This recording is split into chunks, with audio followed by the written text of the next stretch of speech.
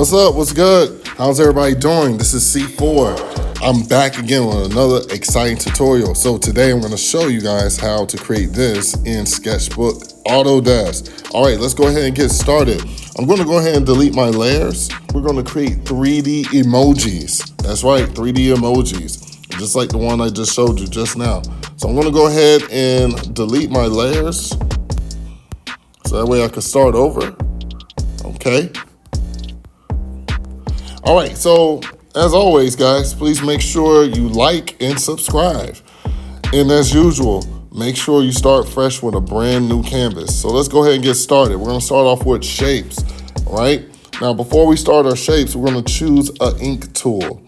Ink tool like the one that's circled, right? And then we're gonna make sure our opacity, the one I'm moving, make sure that's at 100%. Also, whatever ink tool that you are using, make sure you're at maybe 1.7, 1.5. You don't want your lines too thick for this, okay? So just so you guys can see, if you make your lines too thick, it could turn out like this or even like this.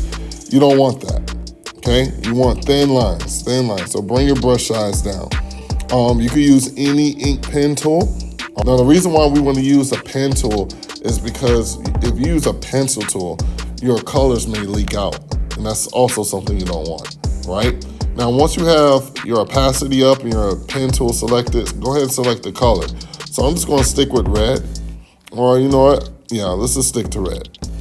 And so what I'm gonna do is I'm gonna start off with a little dark red, and then I'm gonna select my shape tool, and I'm gonna create my circle. I'm gonna make sure my circle is even looking.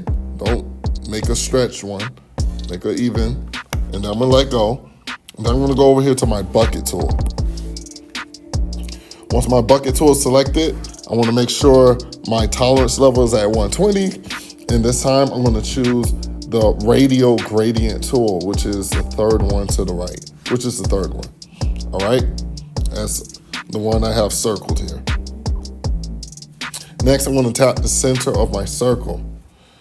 Now, for you guys, you may get the black and white one, but because I've already done this countless amount of times, it automatically gave me the red. So in that case, I want to choose a different color. Let's just do blue. I'm going to switch up the game a bit. So what I want to do, I want to mess with these circles that you see here. So it's 1, 2, 3. You should have 3.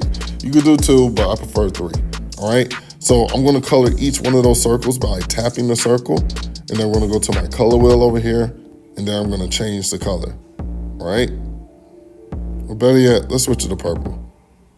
All right, so I'm gonna just switch it up. All right, so once I'm done with that, I'm gonna tap my color wheel button again to get rid of my color wheel, and then I'm gonna tap the second circle and do the same thing, and I'm going to get a mid blue. So ideally what you wanna do is this. You wanna go from dark to light. So your outer circle, the one I'm moving, should be your darkest color. Your middle circle should be your mid color. And your inner circle, which is the third one, should be your lighter color. I actually kind of like how that goes. That actually looks pretty good. So I'm gonna actually keep it that way. And as you can see, as I stretch and move it, you'll get different flows of color. If you stretch it out, it blends really good. If you bring it in a bit more, the colors have more of a hard line, okay? And you can also move it wherever you want to. So once you have your gradient where you want, go ahead and hit the bucket tool again, or the fill tool, which is its proper name, and voila, you have a gradient. Now we're gonna go ahead and create, it's quite simple. Just tap the layer that the circle is on, you're gonna hit duplicate, okay? You're gonna select the layer at the bottom, because whatever's at the bottom is behind the object, and whatever's at the top is in front. So you're going to tap the layer, and you're going to go to adjust. Or for some of you that have the more previous version of this app, you should see HSL adjustment. Can't miss it. So when I tap this, you'll see an HSL adjustment. It'll look just like that. So that's what we're going to press. And then we're going to go to the last bar, the third one, and we're going to bring it all the way down. Okay? And then we're gonna hit done. Now you're not gonna see any changes, but if you see over here in the layers, your second layer has turned all the way dark, and that's what you want.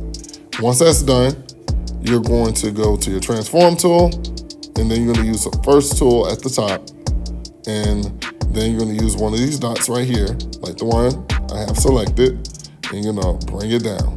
You can also shift it over a bit so you can see it more.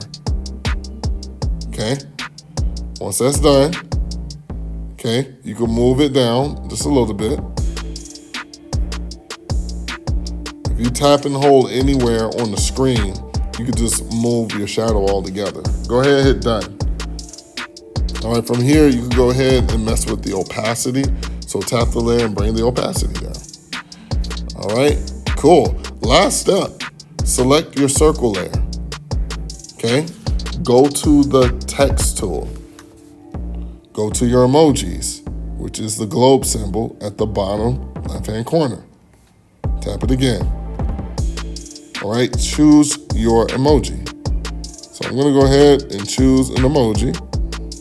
Let's see, it could be any one. Let's see. I'm going to increase the size of my emoji. Probably like roughly like right there. I'm going to hit done.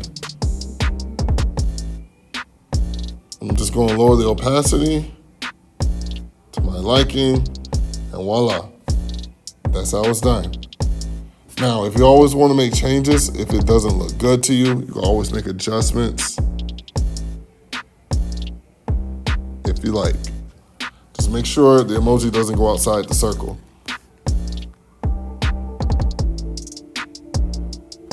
All right, and then I'm gonna hit done. All right, guys, thank you so much for watching. Until next time, see you later.